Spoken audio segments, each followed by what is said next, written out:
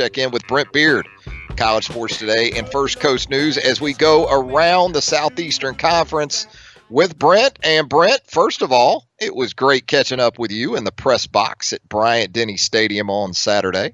Yeah, it was, Trav. I enjoyed that immensely. It was great to be there, to be able to see what Bama has on hand, get a little bit of a preview, but was certainly wonderful catching up, and appreciated that greatly.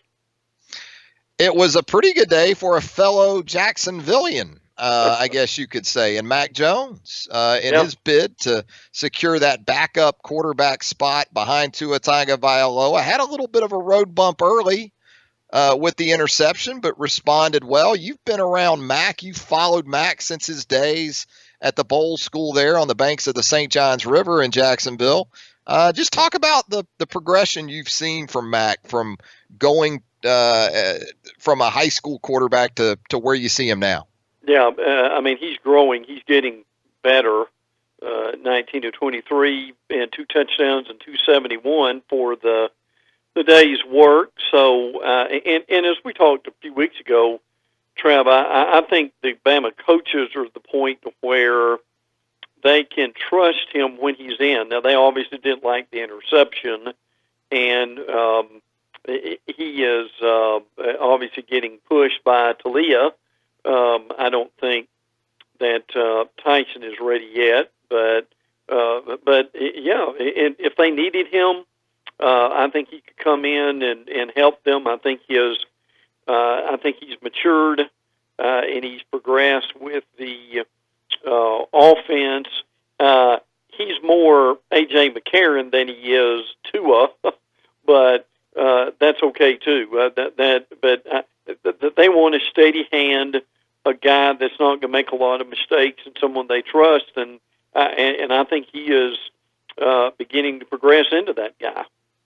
I guess we shouldn't have been surprised really by the way in which Mack Jones performed, or even one of his wide receivers there on that white team offense in Jalen Waddle. But John Mechie, some of the weapons in terms of depth, I guess, that we saw on display, a really good thing. With that in mind, how did you think Alabama on the back end of its defense, how did it handle those guys, in your opinion? Did you see improvement? We've talked about that in the past. Did you get what you wanted to get out of Saturday scrimmage, out of the Alabama defense? I don't think you could not see the improvement in this team defensively. I mean, it's good to have Trayvon Diggs back.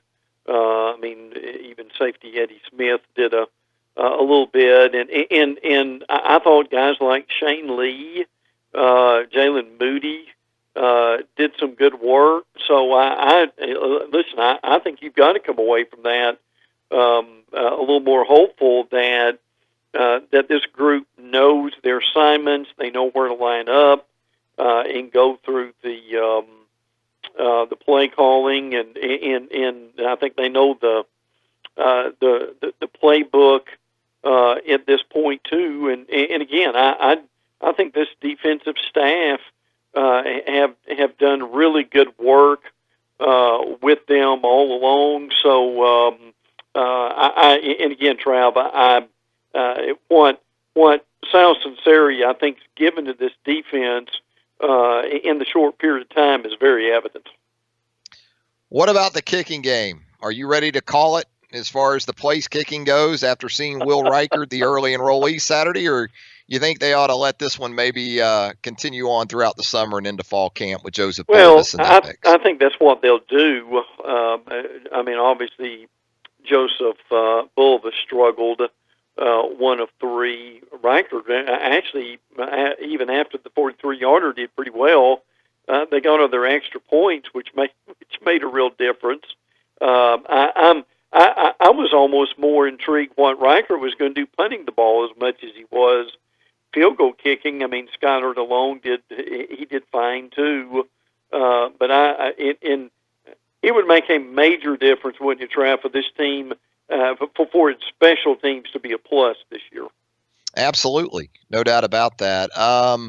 Let's shift gears a little bit. We're seeing reports this morning over in Baton Rouge that Joe Oliva, longtime athletics director at LSU, is on the verge of stepping down, Brent. This in the midst of certainly a controversial situation involving the men's head basketball coach, Will Wade.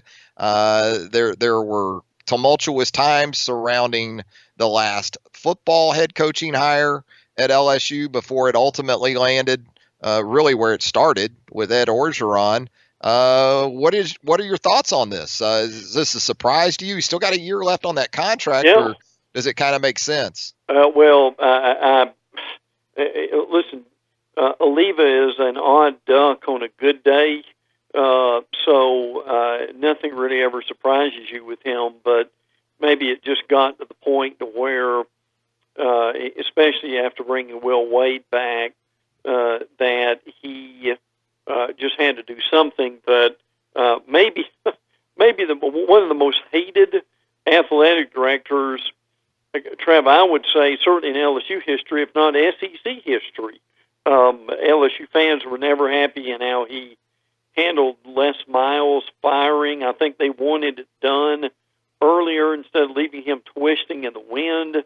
Obviously, the fiasco that he had with Florida and the hurricane, and playing 2 years in a row in Gainesville. I mean, you can just look. I mean, the guy has to have something on the ball to be the AD at Duke and the AD at LSU. But at this point, there are probably a lot of parties in Baton Rouge in the state of Louisiana after this has been announced and people find out about it.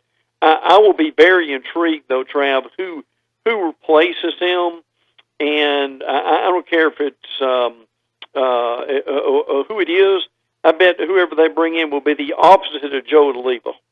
Yeah, endearing qualities. That's where Joe has always come up a little bit short in dealing with the public in general, let alone his own fan base. But, yeah, the Baton Rouge Business Report over there reporting today that Joe Oliva appears to be on his way out as LSU AD sooner rather than later.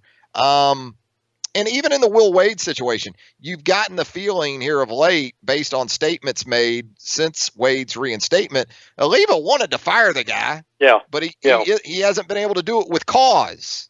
So he's kind of stuck with Will Wade. But even in that scenario, who hired Will Wade, Brett?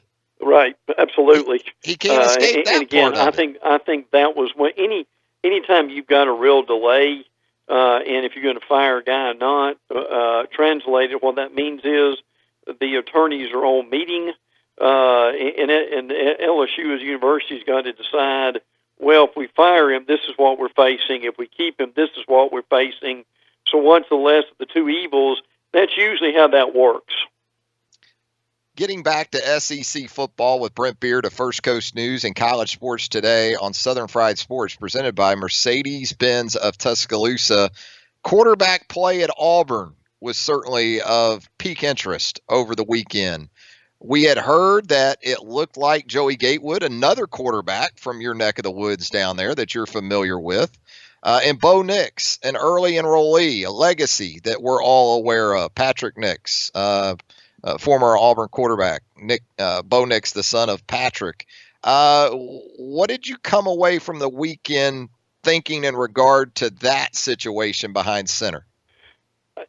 Hearing some Auburn beat writers over the weekend, they think that Gatewood may be an initial starter, at least going into fall camp. I think right now that's about the only thing we can go on. I mean, Gatewood, 6'5", 237. I mean, some of the players in the locker room after the game, you could call him a little Cam Newton. We're not saying that's who he is, but the kid from Bartram Trail has really improved. I mean, he knows the playbook. He's kind of grown into his body, which makes a difference. Now, I still think Bo Nix probably ends up being the guy before it's over, but I think it's basically right now between one of those two, and that may be what they end up doing, which probably would, they probably like Gatewood to take a redshirt Nix, which which really begs the question now, Trav, is who enters that transfer portal the first in that Auburn quarterback pecking order?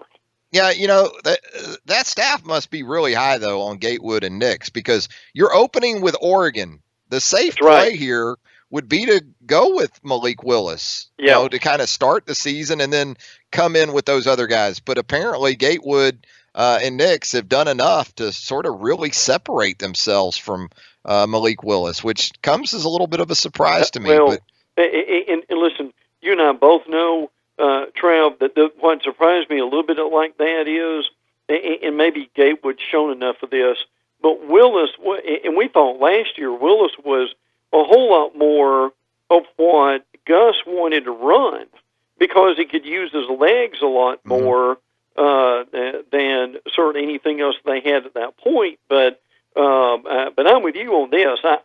I don't know if Willis is out of this yet. He had a pretty good spring and spring game, but I'm certainly a tad surprised about that too. But again, Auburn struggles to develop quarterbacks, and it's going to be fascinating to see where this goes. Gatewood must be closer to Cam than Willis is to Nick Marshall. Is about all I can come up with there. Good point, yes. And making some comparisons. Hey, Brent, earlier in the show, we asked the question, early pick for the SEC's most overrated team in terms of where a team will start the season and where it will finish this fall. Who would be your pick there? It would be... and I'll give you some candidates: Florida, Texas A&M, LSU. I think those three teams are the primary teams. Maybe Auburn, although I think Auburn's going to probably fly under the radar pretty good, pending what happens in that opener against Oregon. But what do you think there? Maybe I may say Florida simply because you and I both know the fan base. Now, look, I think Florida is going to be good. Could they come near what they did last year? I think that's possible, but this is how I'll put it. If the expectations of the fan base are where we think they might be, meaning they think they may go to Atlanta instead of Georgia, going there, at that point is when it would be disappointing, because I still think they would be probably a year away from being in position to do something like that, and or you might could throw a Kentucky in there if their fan base thinks that they could get to 9 or 10 wins again. Yeah. But I'm not sure that's going to happen without Benny Snell Jr. Yeah, I don't think Kentucky's going to be ranked high enough to now relative to where they've been in the past, sure, and what they did even last year. I went with Texas A&M. I think we're kind of on the same wavelength in that I'm not sure either one of us trust the quarterbacks for our pick. I cited my lack of trust in Kellen Mond, and I think you could say that Felipe Franks and Kellen Mond look kind of like the same guy right now, don't they? Yeah. Now I give Mullen a lot of credit. He's done some good things with Franks. Yes. But Trav, I'm still, what's locked in my mind is Frank's missing wide open receivers or refusing to throw to them, and I've got to see that improvement before I actually believe it.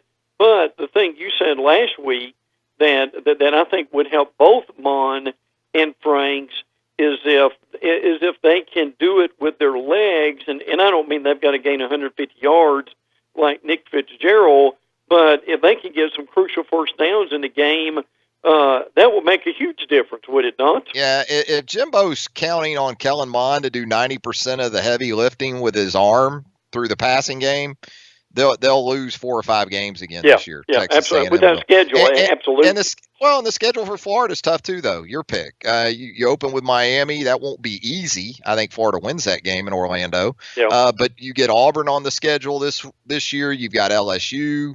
You don't really catch a break all that much from your SEC West competitors on that schedule. So, yeah, I could see it a couple different ways with a couple of those teams. Hey, it was a big weekend, or it's been a big stretch anyway, for transfer quarterbacks. Tate Martell at Miami, Jalen Hurts at Oklahoma, Kelly Bryant at Missouri, Justin Fields at Ohio State. But of those four guys, Brent, was Tate Martell the biggest loser, at least over the weekend anyway, down at Miami? Listen, Trav, and this is not even a spring game. This is an open scrimmage. They were actually booing him from the stands. That tells you a lot about what's going on there. I mean, obviously he is not ready. But listen, let's be honest. I'm not sure any of this bunch is ready to tell you the truth. I mean, Jerron Williams, maybe they're better when N'Kosi Perry's played a lot. But the truth of the matter is, can we say, Trav, Dan Enos has his hands full getting a quarterback ready for the season? He does, and sort of this celebrated transition to Manny Diaz might have a few bumps in the road before all that gets smoothed out. Now, Brent, as we let you go, we're pretty much through with spring games. I guess we still have a few Georgia. That we're going to wrap up, right? Yeah, Georgia and Miami or Saturday. And Trev, again, as many people that, and look, I get the Georgia love, but the thing we need to see is without DeAndre Baker in that secondary, and there are some real questions at receiver. It's not like Georgia's a complete team yet either. No, they played a lot of young guys last year on defense. That should help going ahead into 2019, but certainly a lot to prove, and they lost some production at the receiver spots, and as we know, a little bit there in the backfield as well. Hey, Brent, as always, we appreciate you joining us here on the program. Always appreciate your great work there at College Sports Today and First Coast News. Give Brent a follow on Twitter at Brent Beaird. That's BrentBeaird. Thanks again, Brent. My pleasure, pal. Take care. And again, great to see you over the weekend.